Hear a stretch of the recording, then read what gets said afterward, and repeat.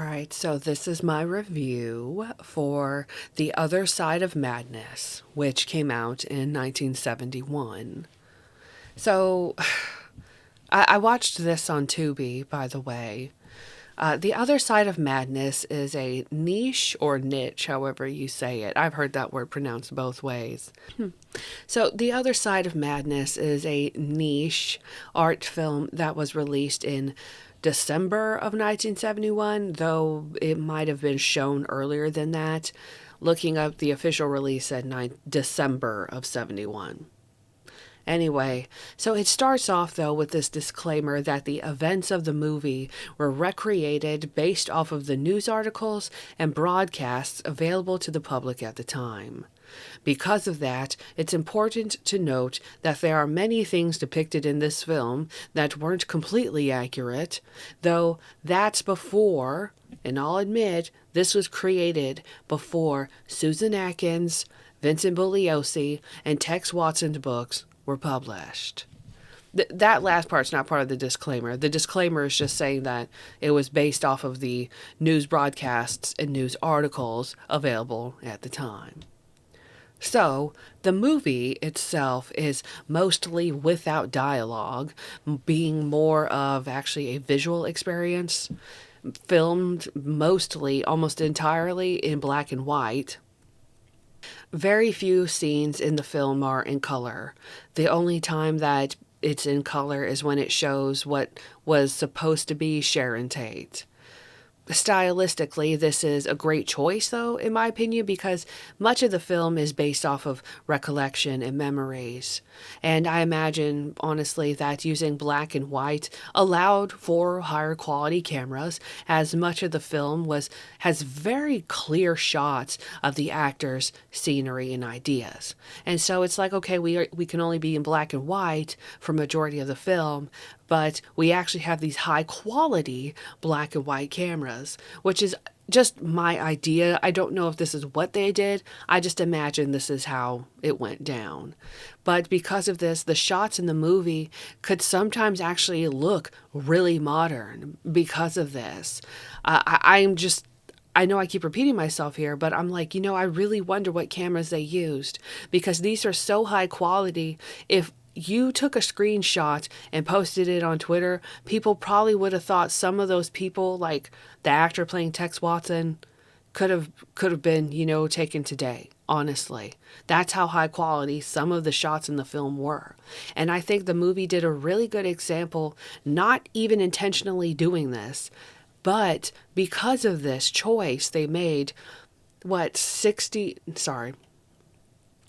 55 years later, the film somehow captures that time period, but makes it feel like it's today. And so, what a lot of people think of the past and, oh, things were so different. No, it doesn't feel different. It feels like it's today. You know what I mean? A lot of the shots in the film were just kind of like, it could have been taken today. It could have been taken last year. It could be taken next year. That's just how, I'll just say modern, I suppose. I can't think of a better word. But so much of the film could literally look like it was from today. That's my honest opinion. And I think that part right there is really good about it. Of course, honestly, you could tell the difference too between the color shots and the black and white shots, as the color shots to the film had, to me, what did look a bit dated, I'll say. The color shots of the film seemed actually ironically dated compared to what was in black and white. Now, I'll talk about the rest of the film, which is not nearly as positive. There are problems with the film, one of the main contentions being that very little is explained. Despite all of the literature I've read about the Manson family, I found myself confused as to who was supposed to be who, because nearly none of the characters in the film are named except for Charlie. They don't even mention the actual names to Sharon Tate or Jay Sebring or any of them.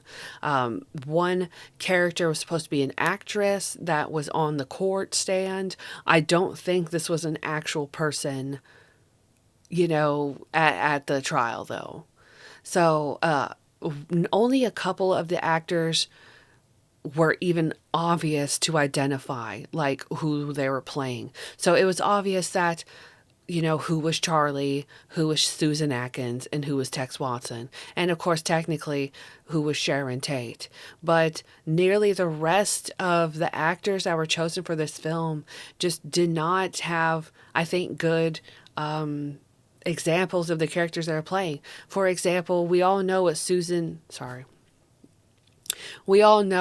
what Patricia Krenwinkel looks like, and the nice way for me to put this is that the actress who portrayed Patricia Krenwinkel was so pretty, I could not tell that was supposed to be Patricia.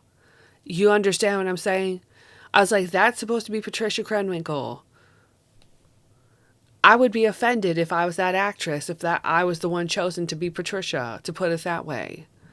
Anyway, so I know that this film came out before, of course, those books I mentioned before. This obviously came out years before Susan's and Tex's books, about 6 years before, and then 3 years before Helter Skelter by Bugliosi. So that said, and I believe this is also before Ed Sanders' book came out too, which Ed Sanders' book for the longest time, well, Ed Sanders' book was taken very, very seriously, at least before Bugliosi's came out, and a lot of people to this day still, I don't know. Some people are like, well, there's no point in reading Ed Sanders' book if you read Helter Skelter and vice versa, blah, blah, blah. But my whole point is that this film came out before, I believe, even Ed Sanders' book. So, that said, it's very clear that much of the film had to inference depictions of the Manson family. So, for example, there is this thing called The Gathering. I think this is supposed to be. So let me just read what I wrote down first. So there's this part in the film called The Gathering, and it's this scene where it seems out of place, first of all, with how the Manson family would have typically been depicted. In books from the members, the family weren't having gigantic parties like what was in the movie. The movie depicts it as this large group basically getting naked, dancing around a fire, and a band playing acid rock, all at Spawn Ranch, which, as far as I know, that itself never happened. And even if it did, I don't recall anybody in any book ever being there for that. I would assume that maybe Diane Lake would have written about that in her book, but she never did. Though, of course, I know this movie came out before any of those books. But what bothers me is the fact that they had to make that up. Why? Even in the news articles available at that time period, you could find there were other examples to show how the Manson family really was. So, I mean, yes, the group was large, and later on in some of the books, they would say it could be 33 people, at its largest. But the Manson family was ironically more, intimate, but closed off than that. The movie made it seem like The Gathering was a bunch of random people off the street getting naked and swimming in the river, when if there was anybody to be doing that, it would have been the Manson family. And ironically, this is never talked about. You know what I mean? I know I'm just kind of going in a circle, but my point is that they say they used news articles and then they just make up something completely for the sake of the movie. So what I also found strange about the film was that despite the, of course, claim that they used news articles that talked about the crime, there was little dialogue from any of these news articles incorporated in the film. They did a lot to recreate the scenes of the crimes, but many of the pieces to the crimes are still missing. And these are, like I said, details that would have been available in news articles from that time period. One of the most important things that there were multiple important things they should have put in this film that they never did. One thing that I wrote down was that they should have put Jay Sebring's last words before he got shot by Tex Watson. In real life, Jay Sebring said, "Can't you see that she's pregnant?" while he was defending Sharon Tate. The movie completely glosses over the fact that Jay Sebring defended Sharon with his life. And that is also something available, as I've clipped the article myself where Susan Atkins had went to the press talking about her crazy night. We know these people's final words because Susan Atkins told the media. And of course, later on in court transcripts and parole transcripts, the killers will repeat this over and over. So the killers have proven this is what these people said. You know, some of the depictions of the death are slightly out of order from at least what I understood them to have happened. Some of the things were out of order, like with Wojtek Frykowski too. Abigail Folger's death is nearly completely wrong, as she's seen just wrestling with Patricia Krenwinkel's character, who doesn't even appear to stab her in the film. It's weird because many of the things that have happened were talked about by Susan Atkins in articles with the press before the trial even began. So it's like, did they just ignore this? Or honestly, were they not allowed to depict that? I don't know. In the movie, it was just one blow in the stomach, I assume, from Tex Watson that apparently almost killed Abigail, to put it that way. But, of course, in real life, Abigail Folger's death was much bloodier and much more gruesome. In the movie, her character passes out, then comes back only to run out of the house, which is sort of what happened. But nothing I've ever read stated that Abigail passed out, then came back too. In the movie, the movie doesn't show her last words depicted here either, where in real life, Abigail Folger told Tex Watson, "I give up. You've got me. I'm already dead." The movie doesn't show that either. Sharon's death is also incorrect, and they had her character in the movie only plead for the life of her baby once. In news articles from the time period, it is known that Sharon begged multiple times.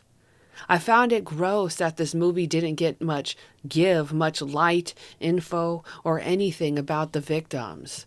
The movie focuses nearly entirely on the criminals and thinks nothing of those that were murdered. Stephen Parence's death isn't completely accurate. He's only shot in the movie, and none of the stabbing that Tex Watson did is shown here either. After the murders at Cielo Drive, the scene was of Tex being confronted by the couple whose water hose that he was drinking out of. You know, this happened in real life. In real life, after the murders at Cielo Drive, Tex and the girls drove in, I say the van, they drove in the truck or car, whatever it was.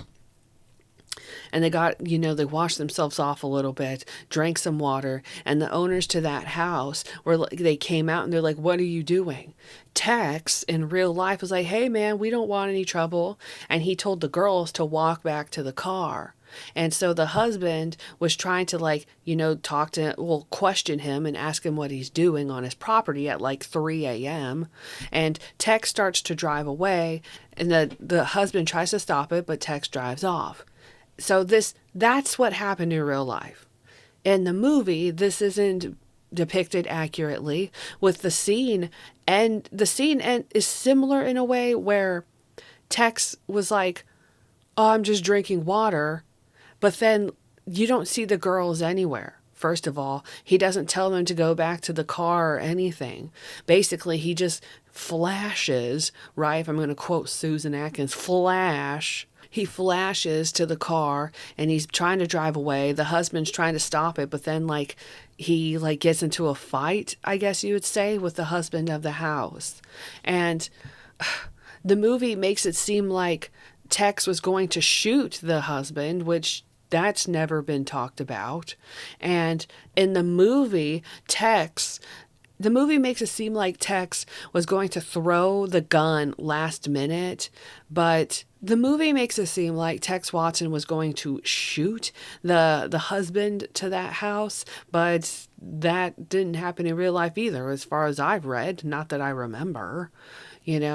And then the movie makes it seem like the weapon he used to shoot the people at Cielo Drive, it makes it seem like Tex threw the gun, out into the field last minute. But in reality, what happened in real life, Tex was driving the van and he gave the gun and clothes to Linda Kasabian, and Linda Kasabian threw the clothes and the gun out of the car. Small inaccuracies like that really bother me because it just makes me question the credibility as a whole to this film, honestly. Especially because of the fact that they said the way this was written was based off of the news articles available at the time. Okay? The news articles available at the time actually told you what happened and you completely ignored that. So the film ends with the group going to what is supposed to be Waverly Drive, but it doesn't depict the murders there. The movie ends with a card saying that 4 of the defendants were found guilty, and then the movie then warns about the unregulated use of drugs, implying that the murders happened at Cielo Drive and Waverly Drive, Tate LaBianca. Those murders happened because of drugs, which isn't what Bugliosi said, we'll put it that way. But it also seems like a complete cop-out because even though, I guess it's kind of hypocritical of me to say it's not just about drugs. It was about multiple things. There are multiple reasons why the Tate LaBianca murders happened. But the way this movie depicts it, it makes it seem like the defense of, Tex Watson, Susan Atkins, and co., they only killed those people because they were so high. That's not true either. That's not the truth. It's the murders didn't happen because they were high. There's multiple reasons to it. A lot of it comes to underworld, and as some people like myself believe firmly, it's not about getting high. It's about selling the things that get people high. But that's a whole different discussion I don't want to talk about. I just want to talk about reviewing this film. So I found it a cop-out that the film was trying to act like these people all got murdered because the murderers were high. That's not true. In fact, apparently, according to various court transcripts, Patricia Krenwinkel wasn't even high. Linda Kasabian apparently might not have taken anything. Not everybody was high. Tex Watson, Susan Atkins had did some meth, but that was on the first night of Cielo, not Waverly. Anyway, we're getting too far in the weeds. So overall, I found the film to be interesting to look at and actually artistically beautiful in a way, but aggravatingly inaccurate. Looking at the history of the film, apparently the creators weren't able to name any of the defendants because, of course, legal issues, because, of course, this movie is a cash grab and was filmed while the trial was going on for Tate LaBianca. So, though I understand that we can't name them, we can't say too much, the law team won't allow us. Okay. But because of that, because you can't name anybody, because you can't really depict probably the accurate details, watching this movie decades after its creation makes it hard to follow.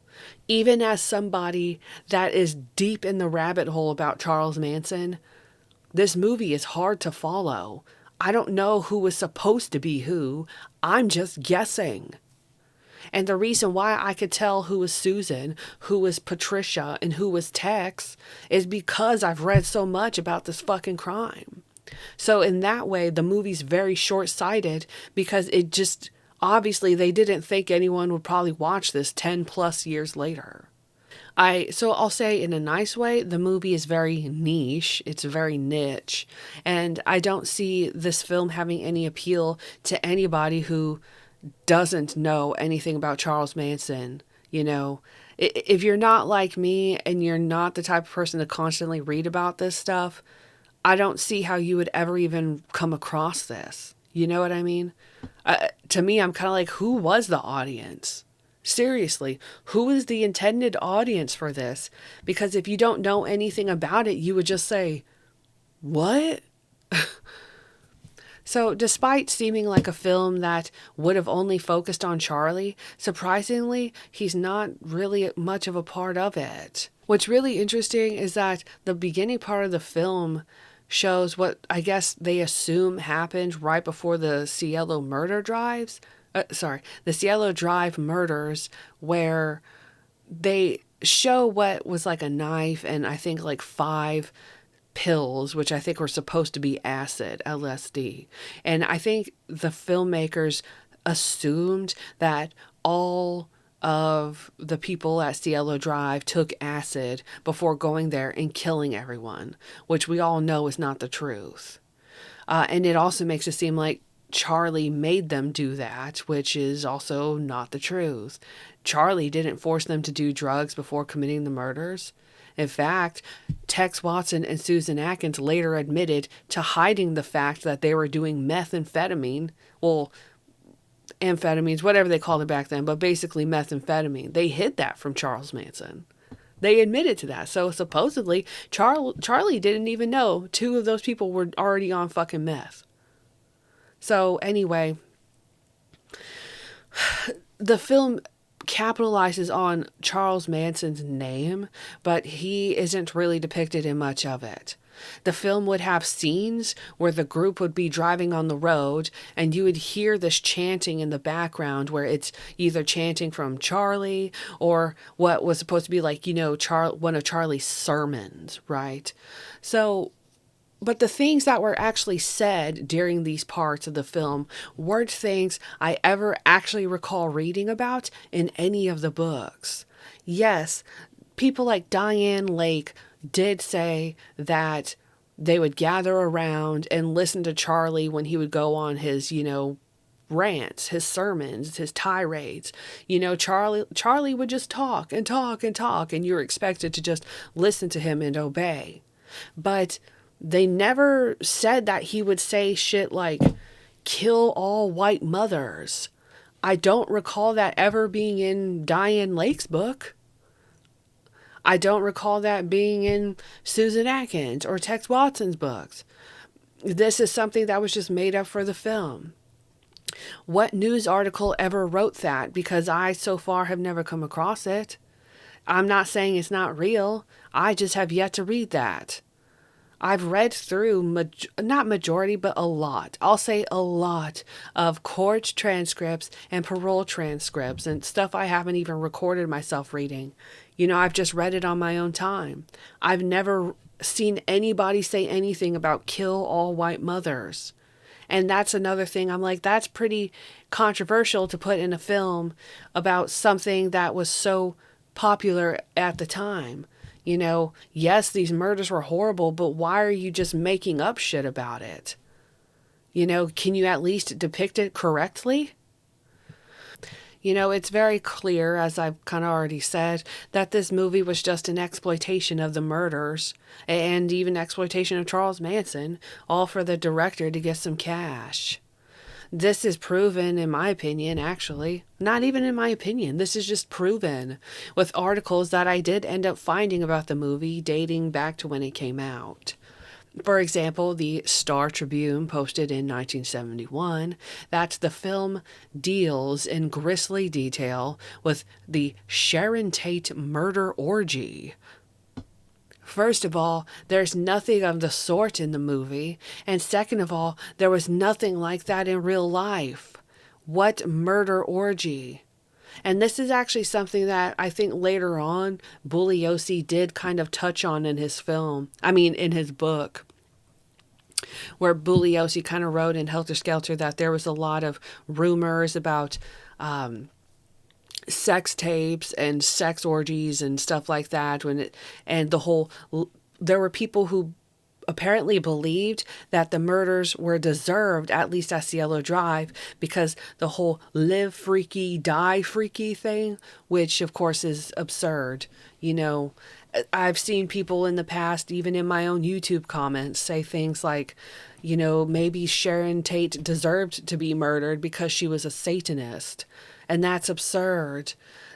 A pregnant woman deserves to be murdered for her potential religious beliefs.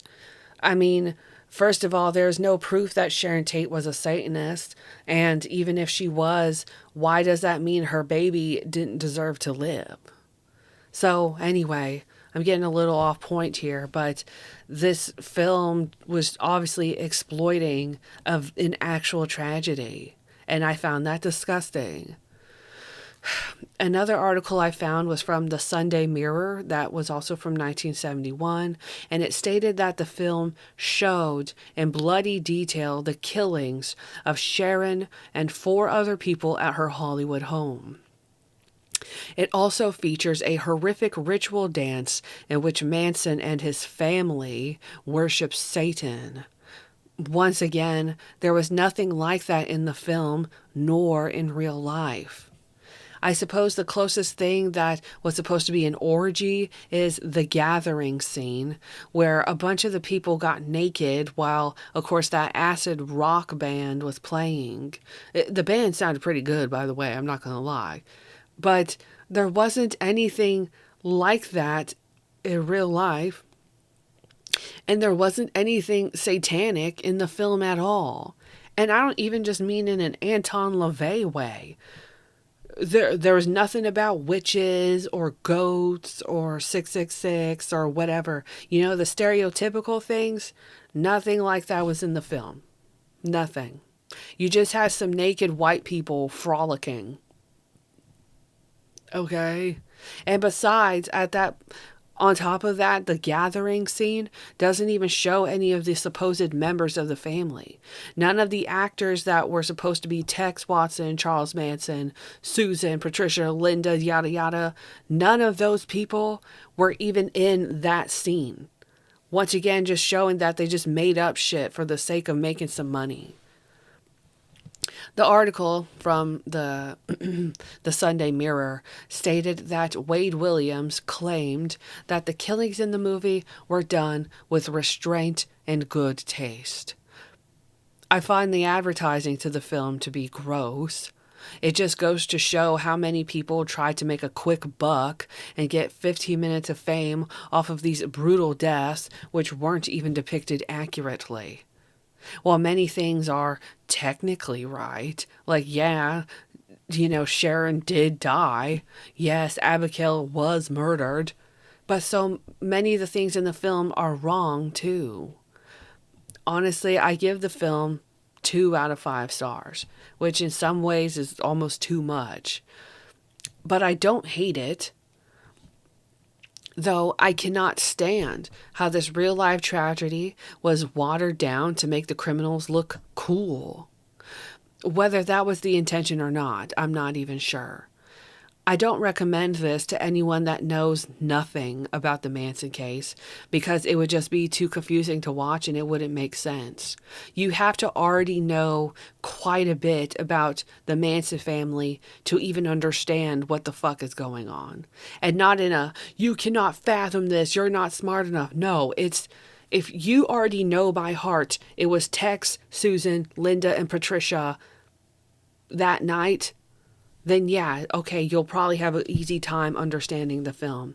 But if you don't know anything about the Manson family, if you don't know anything about Charles Manson, you would be lost if you watched this. So I guess, I mean, that proves, though, how exploitative the film is, because they obviously didn't think about whether anyone in the future would ever even bother watching this. If you're deep into the Manson rabbit hole like me, I would say to just watch it once. Watch the movie once and then move on. That's it. Nothing more. I guess, probably just off the top of my head to end this review, I understand that there's things that they couldn't do or couldn't say because of the trial still going on. Granted, in my opinion, it's like if that was the thing, then you probably shouldn't have made the film anyway. And then two, I understand that there's a lot of contentions that I made that might still be a little too I don't know, modern. I think it might not retroactively fit with the film.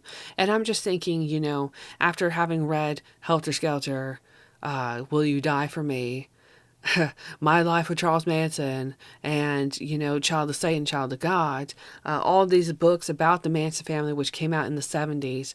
I know those all came out after this movie, but even still, it's kind of like this movie is not a very good representation of it.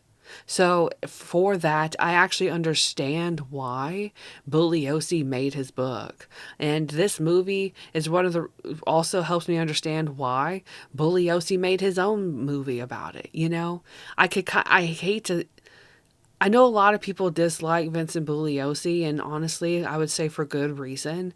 But considering how many people exploited this crime, the criminals and the murdered, the criminals and the victims too. Strangely enough, I understand why Vincent Bugliosi made his money off of Helter Skelter himself. If he didn't make money off of it, obviously other people would try to do so. So yeah, that's it. That's my review.